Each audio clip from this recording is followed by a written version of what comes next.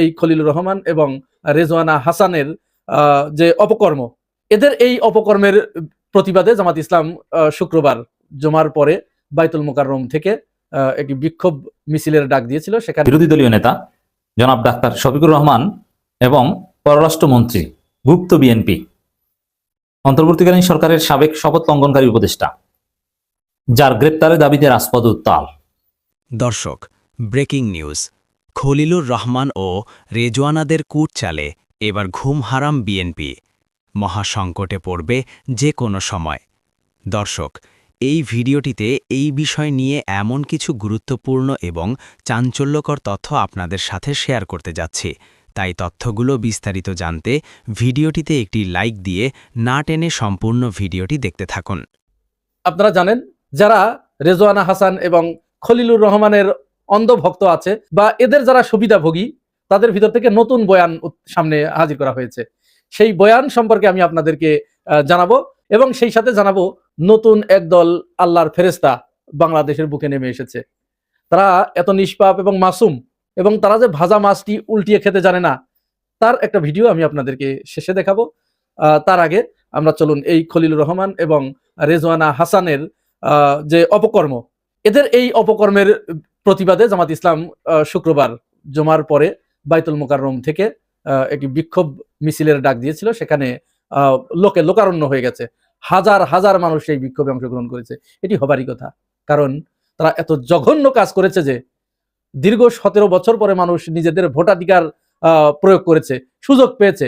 সেই ভোটাধিকার প্রয়োগ করার পরে তাদের সেই ভোটকে বানচাল করে দেওয়া হয়েছে। তাদের পছন্দের প্রার্থীকে, তারা যাদেরকে পছন্দ করে ভোট দিয়েছে যে তারা তাদের আশা এবং আকাঙ্ক্ষার প্রতিফলন ঘটাবে মহান জাতীয় সংসদে গিয়ে, তাদের সেই আশা এবং আকাঙ্ক্ষার বুকে লাথি মেরে এরা ফল উল্টিয়ে অন্য কাউকে সেখানে এনে বসিয়ে দিয়েছে। এবং ফল ডাকাতিটা কোন পর্যায়ে হয়েছে দেখুন, 168কে 68 বানিয়ে দিয়েছে। আপনি চিন্তা করতে পেরেছেন? তো যাই হোক, জামাত ইসলাম এদের বিরুদ্ধে সোচ্চার হয়েছে। দেখুন মিছিলে মানুষের সমাগমের অবস্থা দেখুন।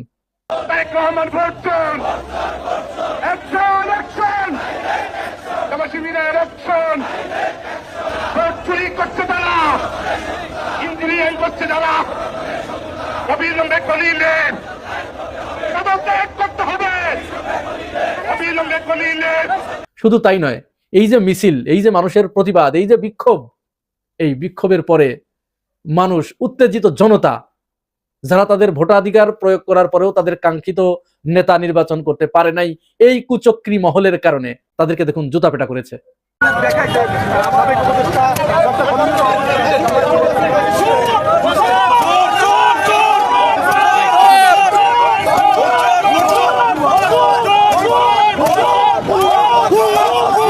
এখন কথা হচ্ছে, এই খলিলুর রহমানের আজ এই পরিণতি কেন ভোগ করতে হলো? তিনি তো এখনো জীবিত এবং তিনি এই সরকারের অত্যন্ত গুরুত্বপূর্ণ একজন মন্ত্রী। কি দরকার ছিল? মানুষের কতটুকু প্রয়োজন হতে পারে, একজন মানুষের কতটা সম্মান প্রয়োজন হতে পারে? তিনি তো সবেমাত্র কয়েকদিন আগে সর্বোচ্চ সম্মান বাংলাদেশের একটা মন্ত্রণালয়ের দায়িত্ব পালন করেছেন। তাকে আবার এটা অসৎ উপায় অবলম্বন করে তাকে বিএনপির ভিতরে গিয়ে তাকে এই অপকর্ম করতে হলো। তিনি কিভাবে বিএনপিকে আশ্বস্ত করেছে এবং প্লিজড করেছে দেখুন। মাত্র কয়েক মাস আগে, 2 মাস আগে, বর্তমান স্বরাষ্ট্রমন্ত্রী থেকে শুরু করে আমির খসরু মাহমুদ এবং ইশরাক হোসেন প্রত্যেকেই এই খলিলুর রহমানের পদত্যাগের দাবিতে তারা বিক্ষোভ সমাবেশ করেছে। যে কোনো মূল্যে তারা এই খলিলুর রহমান এবং নাসিমুল গনি, বর্তমান যে মন্ত্রী পরিষদ সচিব, এই দুইজনের বিদায় করার জন্য তারা আলটিমেটাম দিয়েছিল। তারা দুইজনই আজকে অত্যন্ত গুরুত্বপূর্ণ পদে আসীন হয়েছে বিএনপি সরকারের। তাহলে এর দ্বারা কতটুকু উপকৃত হয়েছে বর্তমান সরকার, এবার চিন্তা করুন। এই খলিলুর রহমান আর একটি অসত্য বাণী তিনি বাংলার মানুষের সামনে উপস্থাপন করেছেন।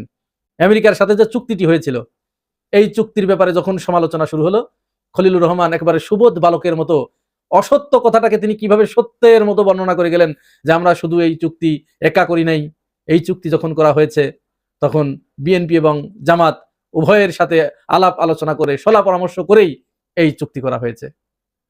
তার এই বক্তব্যের কয়েক ঘন্টা পার হতে না হতেই জামাত আমির ডক্টর শফিকুর রহমান তার অসত্য বচনকে জনসম্মুখে প্রকাশ করে দিয়েছে। দেখুন, জামাত আমির বলেছে যে না, তিনি এইভাবে মিথ্যাচার করতে পারেন না রাষ্ট্রীয় এরকম গুরুত্বপূর্ণ পদে থেকে। আমরা বারবার তাদেরকে বলেছি, জামাত আমিরের ভাষায়, যে আমরা বারবার বিগত সরকারকে বলেছি আপনারা যেখানে যে চুক্তি করেন অবশ্যই বিএনপি এবং আমাদেরকে ডেকে নিয়ে, রাজনৈতিক দলগুলোকে ডেকে নিয়ে তাদের সাথে সলা পরামর্শ করে আপনারা সিদ্ধান্ত নিন। কিন্তু তারা আমাদের পাত্তা দেয় নাই, আমাদের কথা তারা কর্ণপাত করে নাই। অথচ এখন যখন বিপদে পড়েছে তখন বলা হচ্ছে যে আমাদের সাথে আলাপ করেছে। আদতে তারা এই বিষয়ে আমাদের সাথে কোনোদিন আলাপই করে নাই। চিন্তা করেছেন রাষ্ট্রীয় গুরুত্বপূর্ণ পদে থেকে শপথ নিয়ে কিভাবে এরকম কোটটাই পোড়া লোকগুলো, শিক্ষিত মানুষগুলো কিভাবে অসত্য কথাকে সত্যের মতো প্রচার করে যায়, বলে যায় নির্দ্বিধায় অবলীলায়। সুতরাং মানুষ যখন এই পর্যায়ে নেমে যায় তখন তো তার ওই ভিডিওতে যা দেখলেন, ওই জুতার বাড়ি ছাড়া আর কপালে কিছু থাকে না। আপনার ক্ষমতায় থাকার পরেও যদি জুতার বাড়ি কপালে জোটে, আপনি ক্ষমতা থেকে নামার পরে জনগণ আপনার কি করবে আপনি কি বুঝতে পেরেছেন? এখন জনগণের ভিতর থেকে প্রবল কানাঘুষা শুরু হয়েছে যে রেজওয়ানা হাসান কেন হঠাৎ করে এই সত্য কথাটি বলে দিলেন। অনেকেই বলছে, রাজনৈতিক বিশ্লেষকরা বলছে যে তাদের দুইজনকেই মন্ত্রণালয়ে নেয়ার কথা ছিল, বিএনপির মন্ত্রী পরিষদে যুক্ত করার কথা ছিল। কিন্তু বিএনপি যখন শুধুমাত্র খলিলুর রহমানকে নিয়েছে, রেজওয়ানা হাসানকে নেয় নাই, তখন রেজওয়ানা হাসান এই সত্যটা বলে দিয়েছে। এবং আরো হয়তো অনেক কিছু আসবে সামনে। এখন অনেকেই যারা খলিলুর রহমান এবং রেজওয়ানা হাসানের বর্তমান ফ্যান হয়েছেন, নতুন ফ্যান হয়েছেন, বা এই সরকারের যারা অংশীজন, তারা বারবার বলার চেষ্টা করছে জামাত ইসলামের এই মুভমেন্টকে, এই রেজওয়ানা হাসান এবং খলিলুর রহমান বিরোধী অ্যাক্টিভিজমকে তারা বিতর্কিত করার চেষ্টা করছে যে রেজওয়ানা হাসান তো কোথায় জামাতের নামটাও উল্লেখ করে নেই, তাহলে এই গান্ডুর দল জামাতকে বলছে যে এই গান্ডুর দল সাংবাদিক সম্মেলন করছে রেজওয়ানা হাসানের বিরুদ্ধে। বাংলাদেশের মানুষ এত ছাগল না, সবাইকে আপনার মতো ছাগল ভেবেন না। রেজওয়ানা হাসানের 25 মিনিটের বক্তব্য প্রত্যেকেই শুনেছে, আপনিও শুনেছেন। এখন তিনি পরিষ্কারভাবে বিরোধী দলের কথা উল্লেখ করেছেন। সাংবাদিক কিন্তু তাকে টোপ দিয়ে, তার কথা এক পর্যায়ে কিন্তু ভালোভাবেই এগিয়ে যাচ্ছিল, কিন্তু চতুর সাংবাদিক তাকে কিন্তু ওইখানে টোপ দিয়ে টেনে এনেছে, তাকে ভিতরে ঢুকিয়ে এনেছে। তিনি একটা পর্যায়ে ঠিকই আছে, অন্য ধরনের একটা আলোচনা করছিলেন, সেই আলোচনার ভিতরে একটা পর্যায়ে তিনি প্রথমেই হুট করে উগ্রপন্থা নিয়ে আসেন। উগ্রপন্থা আনতে আনতেই তিনি কি করলেন দেখেন, কত চতুরতার সাথে এই উগ্রপন্থাকে তিনি জুড়ে দিলেন জামাতের সাথে। তিনি প্রশ্ন করলেন যে এই উগ্রবাদের একটা অংশ তো, একটা পার্ট তো এখন বিরোধী দল, প্রধান বিরোধী দল। আপনি চিন্তা করতে পেরেছেন? তার মানে কি জামাত ইসলামকে এখানে টেনে আনলো। এখন রেজওয়ানা হাসান বুঝে হোক আর না বুঝে হোক, তিনি কিন্তু ওই কথাটাকে ধরতে পারেন নাই, সাংবাদিকের ওই চতুরতা তিনি ধরতে পারেন নাই। তিনি একেবারে সুবোধ বালিকার মতো গড়গড় করে বলে দিলেন যে হ্যাঁ, তারা বিরোধী দলে আসলেও আমরা কিন্তু তাদের মেইন স্ট্রিমে আসা ঠেকাতে পেরেছি, আমরা তাদেরকে ঠেকিয়ে দিতে সক্ষম হয়েছে, আমরা তাদেরকে মেইন স্ট্রিমে আসতে দেই নাই। বদলে দিয়েছে। হ্যাঁ, সেই শক্তি আমাদের সময়ে কোনো নীতি বদলাতে পেরেছে যেটা নারী শক্তির একটা পার্ট এখন, সেই শক্তির একটা পার্ট, সেটা সেই শক্তির একটা পার্ট যদি বিরোধী দল হয়েও থাকে, আমার এবং আপনার কাজ হবে তাদের রাজনীতির যেটুকুন অংশ নারীবাদের, নারীর ক্ষমতায়নের, নারীর সমান অংশগ্রহণের বিরুদ্ধে, সেইটুকুন নিয়ে কাজ করা। কখনো যেন এই জাতীয় শক্তি মেইন স্ট্রিম না হতে পারে, আমরা সেই কাজটা করতে পেরেছি, তাদেরকে আমরা মেইন স্ট্রিম হতে দেই নাই। মানে কি, সাংবাদিকের প্রশ্ন যদি আপনি ফলো করেন, সেখানে তিনি পরিষ্কার বলছেন যে বিরোধী দল কি এখন আওয়ামী লীগ? বিরোধী দল কি এখন জাতীয় পার্টি? জামাত ইসলাম কি এই ফিডারে দুধ খায় আপনাদের মতো? সুতরাং এই যুক্তি আপনাদের ঢোপে টেকে না যে জামাত ইসলামের কথা তো সেখানে উল্লেখ করে নাই, পরিষ্কার করে তিনি উল্লেখ করেছেন। এখানে না বোঝার কোনো কিছু নাই। যদি আপনি না বোঝার ভান করেন তাহলে আপনার দুইটা অবস্থা, হয় আপনি বোঝেন না, অথবা আপনি বুঝেও বালির ভিতরে মুখ গুজে থাকেন। যাই হোক, সর্বশেষ আপনাদেরকে যে ফেরেস্তা দেখাতে চেয়েছি, একদল ফেরেস্তা হচ্ছে যাদের কোনো পাপ নাই, যারা কোনোদিন কোনো অন্যায়ের সাথে যুক্ত থাকতে পারেন না। এই যে 5 আগস্টের পর থেকে শেখ হাসিনার আমলে তো ছাত্রলীগ, যুবলীগ এক ধরনের চাঁদাবাজি করেছে, ছিনতাই করেছে, বাংলাদেশকে ধর্ষণের স্বর্গরাজ্যে পরিণত করেছিল। শেখ হাসিনা বিদায় নেবার পরে 6 আগস্ট থেকে, 5 আগস্ট শুধু বন্ধ ছিল, 6 আগস্ট থেকে এই যে রাস্তার চাঁদাবাজি, তারপরে ফুটপাতের চাঁদাবাজি, এই টেন্ডারবাজি, দখলবাজি, বালুমহল দখল, ইটমহল দখল, জলমহল দখল, এগুলো কারা করছে? আসমান থেকে ফেরেস্তা নাজিল হয়ে, না মাটির নিচ থেকে কেউ অন্য কোনো দল নাজিল হয়ে করছে? কারা করছে? এই যে মানুষের দোকানে দোকানে গিয়ে চাঁদা চাওয়া হচ্ছে, রিক্সা চালকদের কাছে চাঁদা চাওয়া হচ্ছে, টেম্পো স্ট্যান্ড থেকে চাঁদা চাওয়া হচ্ছে, চাঁদা না দিতে পারলে তাদেরকে পিটিয়ে হত্যা করা হচ্ছে। এই মাত্র 12 তারিখের পরে, অর্থাৎ নির্বাচনের পরে থেকে আজ পর্যন্ত 55 জনকে পিটিয়ে হত্যা করেছে চাঁদা না দেওয়ার অপরাধে। এগুলো কারা করছে? অথচ একজন ফেরেস্তা দেখুন তিনি কিভাবে নিজেকে ফেরেস্তা হিসেবে দাবি করলেন। ঢাকা শহরে কোথাও কি যুবদলের কোনো সময় দেখছেন যে ফুটপাত দখল, অমুক তমক, চাঁদাবাজি? আমরা সবসময় বিএনপির চেয়ারম্যান বর্তমান প্রধানমন্ত্রী তারেক রহমান সাহেবের নির্দেশনা মেনে এমন ভাবে কঠোর হয়েছি যে একটা যুবদলের ছেলে তারা যে সঠিক ওয়েতে ব্যবসা করবে, ফেয়ার ব্যবসা করবে, সেই জিনিসটাও ভয় পাচ্ছে যে আমরা মনে হয় কোনো কিছু করতে গেলে আমাদেরকে বহিষ্কার করে দেবে। আমরা জিরো টলারেন্সে আছি এবং আমরা নিজেরাই আইনের প্রতি শপথ করে দিই। আমরা কেউ যদি বিপদগামী হয়ে যায় বহিষ্কারের সাথে সাথে লিখে দিই যে আইনের আওতায় আনার জন্য পুলিশ প্রশাসনকে আহ্বান জানানো হচ্ছে। বুঝতে পেরেছেন? এদের কোনো পাপ নাই, এরা ভাজা মাছ উল্টে খেতে জানে না, এরা এত নিষ্পাপ মাসুম। এই যে বাংলাদেশে যা কিছু এখন হচ্ছে, চাঁদাবাজি, খুন, ধর্ষণ, এগুলো যা হচ্ছে, এগুলো মাটির নিচ থেকে কোনো একটা আজীব প্রাণী, আজীব জীব উঠে এসে এগুলো করছে। ওনারা এগুলোর ধারও ধারে না, ওনারা এটা বোঝেই না।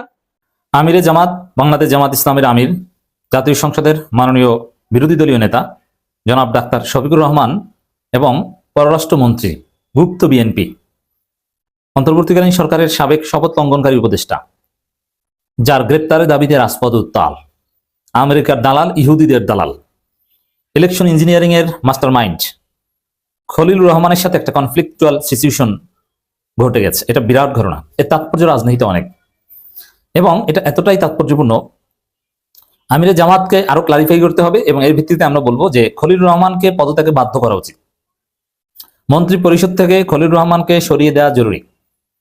এটা তারেক রহমানের জন্য ওয়াজিব হয়ে যাচ্ছে। বিএনপির একাংশ এমনিতেই খলিলুর রহমানের পদত্যাগ চায় বা তাকে নিয়ে বিস্ময় প্রকাশ করেছে। বিবিসি বাংলায় এ বিষয়ে রিপোর্টও আমরা আপনাদেরকে দেখিয়েছি যে খলিলুর রহমানের মতো কোনো বিতর্কিত লোক কিছুতেই মন্ত্রী পদে থাকতে পারে না। আর বিএনপি ব্রুট মেজরিটি নিয়ে ক্ষমতা এসেছে, তাদের মন্ত্রী ভাড়া করতে হবে কেন? তাদের কি পররাষ্ট্রমন্ত্রী নাই? আর বিএনপি যার বিরুদ্ধে অবস্থান করেছিল, যাকে দালাল বলেছিল, সেই ব্যক্তি বিএনপির মন্ত্রী হবে, এটা বিএনপির লোকজন মানতে পারে না। এটা তারেক রহমানও মানতে পারেননি, কিন্তু তারেক রহমানের হাত পা বাঁধা অদৃশ্য শক্তি খলিলকে এখানে বসিয়ে দিয়েছে। এই খলিল এবং আমিরে জামাতের সাথে কি ঘটেছে? সম্পূর্ণ বিপরীতমুখী একটা কনফ্লিকচুয়াল ঘটনা ঘটেছে। দর্শক, নির্বাচনের 3 দিন আগে যুক্তরাষ্ট্রের সাথে বাংলাদেশের যে গোপন চুক্তি, যেটা ইউনূস সরকার করে গিয়েছিল, যার মাস্টার মাইন্ড ছিলেন এই খলিল রহমান, যেটা ওয়ান কাইন্ড অফ দেশ বিক্রি করার চুক্তি, বাংলাদেশের স্বার্থ বিরোধী চুক্তি, যার ফলে গোপন রাখা হয়েছিল। এবং ওই চুক্তির মধ্যে ভেজাল ছিল বলেই নির্বাচনের 3 দিন আগে করা হয়েছিল, যাতে কেউ টু শব্দ না করতে পারে। মানে পুরো বাংলাদেশে হাত পা বেঁধে ওই চুক্তি করা হয়েছিল। চুক্তির ধরন, চুক্তির টাইম ফ্রেমিং দেখলেই বোঝা যায় যে এটা কোনো স্বাভাবিক চুক্তি নয়। ওই চুক্তি সম্পর্কে খলিলুর রহমান বলেছেন, যেহেতু ওই চুক্তি পরিপালনের চাপ দিচ্ছে যুক্তরাষ্ট্র, পল কাপুর এসে ইনসিস্ট করছে তাড়াতাড়ি চুক্তি বাস্তবায়ন শুরু করেন, আমরা যা চেয়েছি বিভিন্ন কিছু আমাদেরকে দিয়ে দেন, কারণ আমরা ক্ষমতা এনে দিয়ে দিচ্ছি। এই চাপ যখন দিচ্ছে, তখন খলিলুর রহমান বলছেন এই চুক্তি ক্ষতিকর কিছু না, এই চুক্তির বিষয়ে তারেক রহমান এবং ডাক্তার শফিকুর রহমান দুইজনই জানতেন। তিনি এই ভাষা বলেছেন যে বড় 2 দলের প্রধানের সাথে আলোচনা করা হয়েছিল, তাদের জ্ঞাতসারেই এই চুক্তি হয়েছিল। ভালো কথা। এবং আমার কাছে যে তথ্য ছিল, সেই তথ্য অনুযায়ীও জামাতের আমিরও জানতেন, তারেক রহমানও জানতেন। কিন্তু আমিরে জামাত এখন তিনি বলছেন যে না, তিনি এই বিষয়ে কিছুই জানতেন না। তাহলে কি দাঁড়ালো? 2 জনের একজনই মিথ্যুক। আমরা বিশ্বাস করি যে আমিরে জামাত মিথ্যা বলতে পারেন না, খলিলুর রহমান মিথ্যা বলেছে। তো খলিলুর রহমান এখন প্রমাণ করুক। যেহেতু বক্তব্যটা দিয়েছেন খলিলুর রহমান, তাকে প্রমাণ করতে হবে যে কিভাবে তা আমিরে জামাতকে জানিয়েছিলেন, কে যোগাযোগ করেছিল, কত তারিখ জানানো হয়েছিল এবং কি জানানো হয়েছিল, চুক্তির শর্ত সম্পর্কে কি বলা হয়েছিল, কোথায় কিভাবে কে ফোন দিয়েছিল বা সরাসরি আলাপ হয়েছিল, এগুলো সব খলিলুর রহমানকে ক্লারিফাই করতে হবে। তারপরে আমিরে জামাতকে আমরা ধরবো। যেহেতু জামাতের আমিরকে জানানো হয়েছে, এর কোনো প্রমাণ খলিলুর রহমানকে দেননি, খলিলুর রহমানকে প্রমাণ দিতে হবে। এবং এই বিষয়টা এতটা স্পর্শকতার, আমিরে জামাত যেহেতু বলছেন জানতেন না, আর খলিলুর রহমান বলছেন যে জানতেন, এবং এখন জামাত এটাকে দেশবিরোধী চুক্তি হিসেবে আখ্যায়িত করা শুরু করেছে। জামাতের প্যারাডাইম শিফট হচ্ছে, বোঝা যাচ্ছে। যার ফলে খলিলুর রহমান যে কথা বলেছেন এটা রহস্যজনক এবং এটা বাংলাদেশের জন্য রিস্কি। এবং এই চুক্তির গোপনীয়তা, গোপন প্রসেস সম্পর্কেও তো তিনি বলে দিলেন এখন। তাই আগে কেন বলেননি, এখন কেন বলছেন? সামগ্রিক প্রক্রিয়ায় অবস্থা দৃষ্টিতে মনে হচ্ছে আন্তর্জাতিক কনফ্লিক্টের ব্যাটেল গ্রাউন্ড করবে বাংলাদেশ ব্যাটেল গ্রাউন্ড হবে, খলিলুর রহমান সেটা করবে। কারণ সবকিছুতে একটা ধোঁয়াশা। জামাতের আমির জানতেন না, তবে এখানে জামাতের আমিরেরও দায় রয়েছে। তিনি জানতেন না, আমরা এটা বিশ্বাস করি, কিন্তু তিনি এই চুক্তি হওয়ার সময় তো কোনো কিছু বলেন নাই। একটা ফেসবুকে পোস্ট দিয়ে রাখতেন নির্বাচনের 3 দিন আগে এই চুক্তি, এটা অশনি সংকেত অথবা এটা সন্দেহের সৃষ্টি করে। আমরা কেন জানি না, বড় দলগুলোর সাথে তো আলোচনা করা হয়নি। এটা তাকে বলা উচিত ছিল, এটা তার ব্যর্থতা।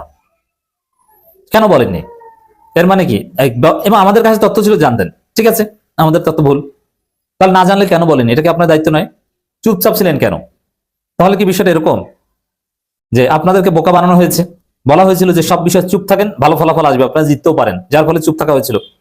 তারপরে চুপ ছিলেন, যেই ফলাফলটা আপনাদের মন মতো হয়নি বা কারচুপি করা হয়েছে, এখন আপনারা এতদিন পরে এসে বললেন। তাও নির্বাচনের পর 13 তারিখ 14 তারিখ তো বলতে পারতেন যে এই হয়েছে, কিছু বলেন, এখন বলছেন। আরো নানান বিষয় তো প্রশ্ন উঠছে, যেমন খলিল রহমান এবং রিজওয়ানা হাসানের পদত্যাগের তাদের গ্রেপ্তারের দাবিতে আন্দোলন করছেন, এখন নির্বাচনের কারচুপির বিরুদ্ধে এখন আন্দোলন করছেন। 13 তারিখ কইছিলেন, 12 তারিখ রাতে কেন ডাক দেন নাই?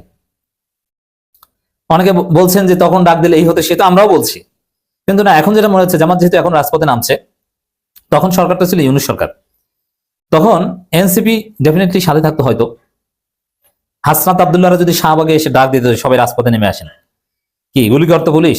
ইট ওয়াজ ইম্পসিবল, বিকজ সরকার ছিল ইউনূস সরকার জনতার উপর গুলি করা, অঘটন ঘটানোর কোনো সাহস রাখতো না। তখন দেশের পরিস্থিতি ভিন্ন দিকে চলে যেত, আবার সুষ্ঠু নির্বাচন আয়োজন করতে বাধ্য হতো। ইউনূস সরকার কি প্রয়োজনে সরকারি প্রয়োজন ক্ষমতায় থাকতো। এগুলো করলে আসলে বাস্তবতা কি দেখেন, এটার নানান ক্যালকুলেশনে জামাত এই ধরনের কাজ করে নাই, আমরা তখন অ্যাপ্রিসিয়েট করেছিলাম। কিন্তু বাস্তবতা হচ্ছে বাংলাদেশের রাজনীতির যে নির্বাচনী কারচুপির খেলা, এটা যদি পরিবর্তন করতে হয় তাহলে জামাতের ওইটি করা উচিত ছিল। গণতন্ত্র উত্তরণ দরকার নাই, নির্বাচন আরো 6 মাস 1 বছর পর করেন, কিন্তু সুষ্ঠু হতে হবে। যতক্ষণ পর্যন্ত সুষ্ঠু নির্বাচন না হবে ততক্ষণ পর্যন্ত ওই নির্বাচনের মাধ্যমে ক্ষমতা হস্তান্তর করতে দিব না। এরকম ঘাটতারামি যদি কেউ করতে পারে বা পারতো, তাহলে বাংলাদেশে সুষ্ঠু নির্বাচন হতো। এখন এই কারচুপি নির্বাচন জামাত মেনে নিয়েছে, সামনে আবার বিএনপি কারচুপি নির্বাচন করতে চাইবে। বিএনপি অবশ্য দিন শেষে আকাম করে ধরা খায়, কিন্তু বিএনপির ইতিহাস শান্তিপূর্ণ ক্ষমতা হস্তান্তর না করার ইতিহাস। তো দর্শক, জামাতের কেন এই ভুল ছিল, যে আমিরে জামাত কেন তখন বলেন, এই প্রশ্ন আমরা ছুড়ে দিলাম, এটার জবাব জামাতের পক্ষ থেকে আসতে হবে। বিগত অন্তর্বর্তী সরকার আমলে বিভিন্ন দেশের সঙ্গে সরকার কয়েকটি চুক্তি সম্পাদন করেছে, কিন্তু দুঃখজনকভাবে এই ধরনের কোনো চুক্তি নিয়ে সরকার আমাদের সঙ্গে কোনো আলোচনা করেনি।